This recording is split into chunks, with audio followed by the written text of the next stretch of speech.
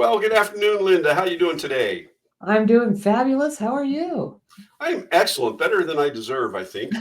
I'm definitely feeling better than my puppy today. Oh, She had the vet appointment today, but we're going to talk about something really interesting today. The title of this show is "Serving to Give," and what we really want to talk to you all about is nonprofits and why you should be involved, and then how you are able to bring that into harmony with your business, with your personal life, with your family, and what you should do when you are looking at a nonprofit, who really needs the help, who really needs the finances, and just all those things involved with it. Because I really believe as entrepreneurs, as business people, as human beings, we need to serve. right, right. And most of us want to serve. Yes. Most of us have that. We were raised that way. We find ourselves naturally leaning towards whatever cause, whatever thing touches our heart. My husband was huge with the animal shelters. Oh yeah. Okay. You know, at one time we had 4 dogs.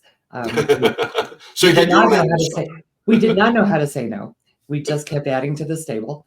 And but that was always one of the things that he liked to tithe both his time and his money to. Mhm, mhm. And because his time was very limited that he could give, we I think he set it up at work where they could pick a nonprofit and make a donation right out of their paycheck every paycheck. Yeah. Yeah. And so that was one way he did that. And then, we would do they'd have they have the annual, they call it the furry scurry Okay. here in Denver, and they do the walk. It's around Labor Day, and all the puppies come to the park, and everybody goes, and there's all the different dog vendors that come. Oh wow. Many of the shelters bring their adoptable pets, and it's been going on for here for years, and it's a big thing. Colorado loves their pets. They love their Oh yeah. dogs, they love their cats, they love their horses. And that was always one of his favorite things. Yeah. And for me, if it's furry, I'm in. Yeah, yeah, I know that feeling. I know that feeling. Well, we have in our Chamber of Commerce here, we actually support. I want to say 45, but I think it could be 52 nonprofits. And then Right. we're a small chamber. We have 500 some odd members, but some of those that have joined are, for lack of a better term, the big boys. You Right. know, your American Cancer Society, Red Cross, and things like that. And those are all well and good. And if that's something you want to support to, that's fine. But I have a tendency to go where there's always a need. For example, and some people say, well, you're just serving at your church. No, the food pantry at the church is a separate nonprofit. Okay, Right. and I see the need in my community for people who I mean, they're challenged. Right. Um, they just don't have enough food or can't afford enough food to feed their families, and so it really is something that I enjoy doing. It's something that my chiropractor says I shouldn't be lifting that much, but I do the runs. So I go and I pick up at one of the donating places, and I usually pick up anywhere from 15 to 25 big boxes of food, mostly frozen, and some produce, and then deliver it to the food pantry. And then sometimes I work setting up the bags and things like that. But that's just one way for me to give back to the community. I mean, we serve once a week, and in an hour we served 178 families, and that's Right. around, and that's just, we're a very small church. And so it's amazing at the, and yes, there are some people who don't need it, and there are some people who take the food and sell it. Okay, I understand that. That's not my job to worry about. No, that's you do what you need to do from the goodness of your heart, and what they do with it you can't control. I Yeah, I figure if they're taking advantage of God, that He'll get them for it. So that's that's And because you don't, and as long as they're not keeping someone else from eating. right, right, exactly. And we have one chamber, one member in the chamber. Uh, the lady sells toner, ink Oh, cartridges. Peter Toto, yeah. Okay, and so they're all brand new products. I use them. She does a really great job. Sharon Edwards is her name, and maybe I might invite her to come on and talk to us a little bit about that. But Yeah. it's Obey Imaging is the name of her company, and she does. They give a percentage of the profits every month for feeding uh, people in Tampa Bay, mostly homeless shelters. And she has, I think, like 35 collection boxes for food and for clothing and stuff like that. And she goes all over. I'm not sure where she's going this year, but she's been to, there's a couple of veterans facilities around, but she goes all over our area once a month. So she collects everything and she goes. Now she started that from scratch. Right. And it has become a very big, it is part of her business. She's made it part of her business. I mean, I think she works to support the nonprofit. But the one thing the one thing she's never asked for is money. And I think because of that, she gets some donations, right? Right. Right. And so, because it's not always about the money, it's not always about giving money to a nonprofit, and that's not what we're talking about today. We're talking about giving of yourself, giving time, right? Time is our most precious commodity, and we have to live in harmony with that time. Because a nonprofit,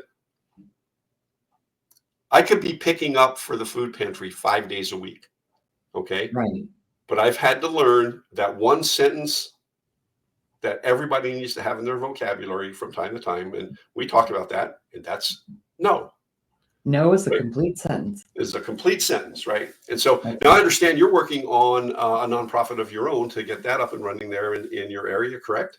I am. And one of the things about nonprofits is if you're looking to start one or you just want to know how they work, there's federal oversight and then there's state oversight. And the things you have to do, you need to make sure that you're doing all the right things for your area.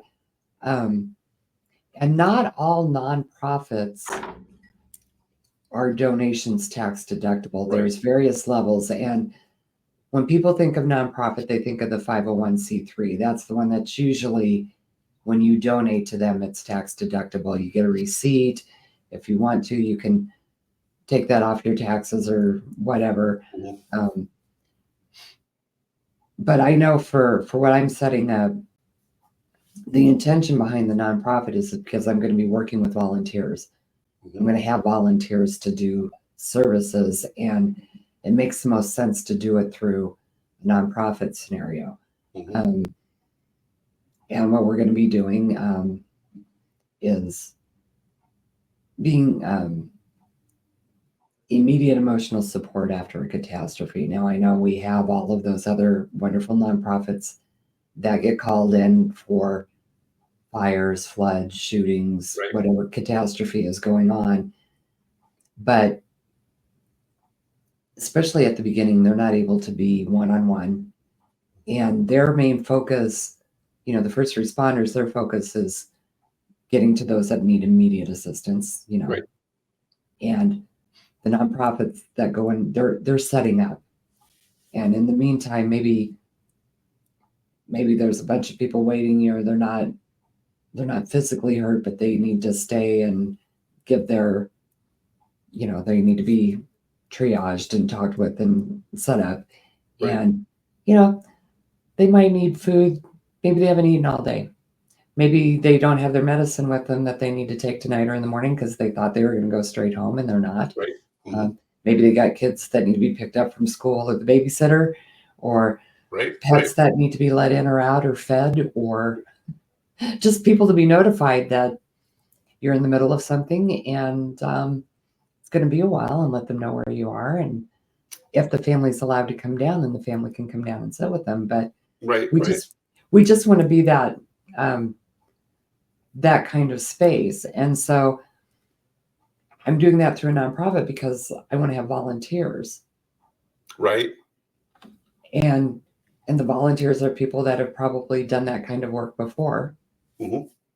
And the circumstances that they're finding themselves in may not be as shocking or difficult for them to handle as it would be for regular volunteers. Now, when I was allowed to, one of the ways I gave back was I donated plasma. Mhm.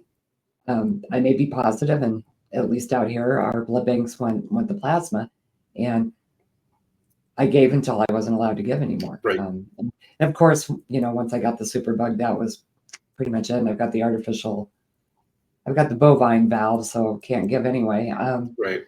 But that was because plasma can be used for any.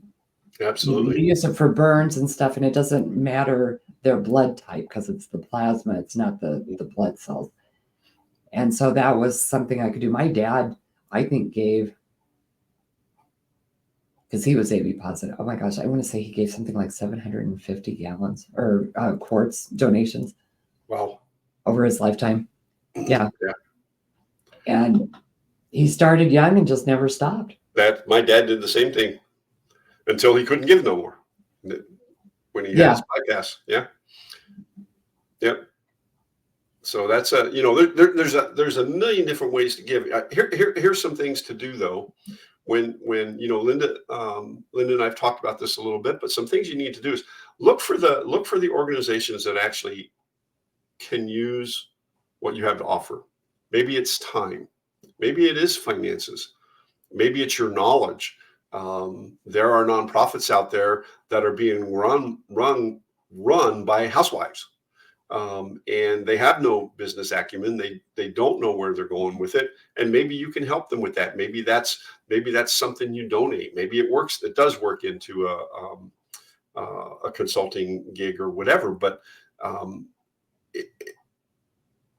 give what you can give, and like I said, we have a ton of nonprofits in our chamber, and we have one, for example, Chichi Rodriguez. He set up and if you're Linda and my age and you know anything about golf, you know about Chichi Rodriguez. Chichi.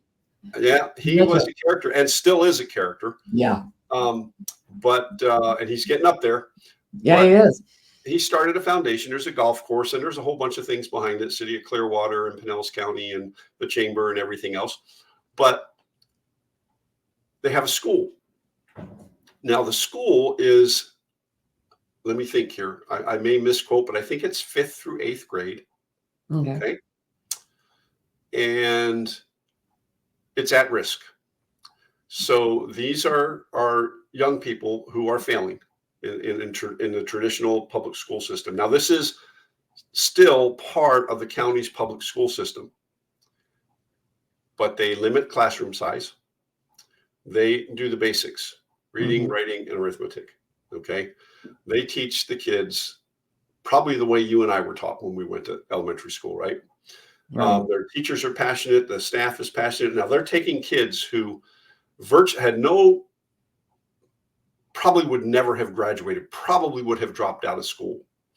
Their graduation rate high school graduation is 83%. Wow. So it works. That's fabulous. It definitely works. Now, here's the thing. Out of that 83%, 90% go to college. Oh, that's awesome. Yes. So, I mean, and it's so amazing what they do. And they use golf. They teach the disciplines of golf. And when you stop and think about some of these kids, you look at them, it's like, wow, first off, most adults don't want to play against them. And so, but they're taught life lessons and school, everything through. And it's such an amazing nonprofit. And we have some of the chamber folks who are involved in that. So I would encourage you, find those organizations in your area. Now, I'll be honest with Linda, we have had some people come as a nonprofit. For example, in Tampa Bay, at one point there was 27 or 28 nonprofits that I was aware of dealing with trafficking, child trafficking, right? Right, because Sex trafficking. that's big down there. It Yeah. is big. But here's the thing. When you did the research on them, how many kids have you helped? How many have you rescued? How many, what, and for me to support an organization like that, I need to see numbers. I need to see that you're going in there and you're pulling these kids out of bad situations and things like that, because that's what it should be all about. Now, somebody out there, if I'm wrong, reach out and let us know. But and when they say, well, we're just getting started. Wait a minute, you've been in the chamber for 2 years and you haven't rescued a child yet. You got your federal grants, you got your grant money, you have a nice fancy office. What are you You're out doing? raising money, but you're not rescuing children. And so, I can't get behind something like that. So, and if you have any questions about, what to do with a nonprofit, how to get involved with a nonprofit. If you have questions, Linda's starting to set up her own nonprofit. I've set up nonprofits. Reach out to us. Send us an email. We'll Yeah. guide you. We'll tell you where to look. And Linda's very much right. Everything is state specific also. A lot of states have their own regulations for nonprofits. There's you want to go through, you want to make sure you don't miss anything. And it used to be, well, I don't know if it used to be easier. And you don't want it to be so easy that anybody can do it. You want to be doing it with purpose. And as you're, as you're looking for a nonprofit or a charity to help, find one that speaks to you. Mm-hmm. And if you're not familiar with it, research it. Yes. Make sure that you are giving your time and or money to an organization that you feel is worthy of your time and money. I'm not saying that if you research it and you say, okay, that's not exactly where I want to go, that's not a bad thing. It's just make sure your time and your money are extremely valuable, and your time you never get back. Right. So, and you have to live in harmony with it. You cannot, because nonprofits will throw you totally out of harmony. If you have to know that one one word sentence. Yeah. You have to be able to set your boundaries and just know in advance what you can do for them. Mm-hmm. Now, for some it's time, some it's money. If there's a small nonprofit, maybe you're a graphic designer and they need some help with graphics. That would be a great thing. If you can't or don't want to be frontline, because volunteering for a place like that doesn't always mean you're frontline. Right. They always need people behind the scenes to help with tech issues, to help with handing out flyers, putting together flyers, all of that kind of stuff. It doesn't have to be frontline, scooping the soup out of the can or out of the thing and into the bowl for the person. If that's not how you want to volunteer, there's other ways you can. And the thing is that in nonprofits, legitimate, viable nonprofits, the word spreads. Yeah. Linda came in and did some photography. Linda came in and did some coaching with some of our clients who were really struggling with their self-care. And trust me, that gets out. Those words get out. So there's a dozen businesses that have worked with Sharon, and in the backgrounds, not asking for any publicity, but Sharon thanks them all the time publicly. Well, we have one sound company, that does the sound for events, and she mentions them all the time. I know a ton of people who've used them because of their ability and willingness to give back. So, Yeah, and they don't it's not just about the skills, it's about your willingness and to give to others that need it. right, right. And there's lots of different ways you can do it. I mean, out here they have a nonprofit that makes blankets for the kids in Children's Hospital. Yeah, yeah. So there's all sorts of stuff out there to research. Yeah, there's all sorts of ways to help out and give back. So we would encourage you. Serving to give is very, very important, especially in our community. Those of you in the Empowered Living community, Yeah. you know it's all about serving. With without the thought of what the return is. Linda, this has been a good conversation. I've enjoyed it. Yeah, this is great. I love And if I can help you talking in about any way that. with your nonprofit, let me know. And if y'all have any questions of us about how to get involved with nonprofits, what to look for when you are investigating, drop us an email. The email will be in the show notes, and we'd be more than happy to respond to you. Awesome. So, Thanks, Linda, everybody. I think it's time to say goodbye. We'll see y'all later. Live intentionally, be blessed, my friends. See you soon.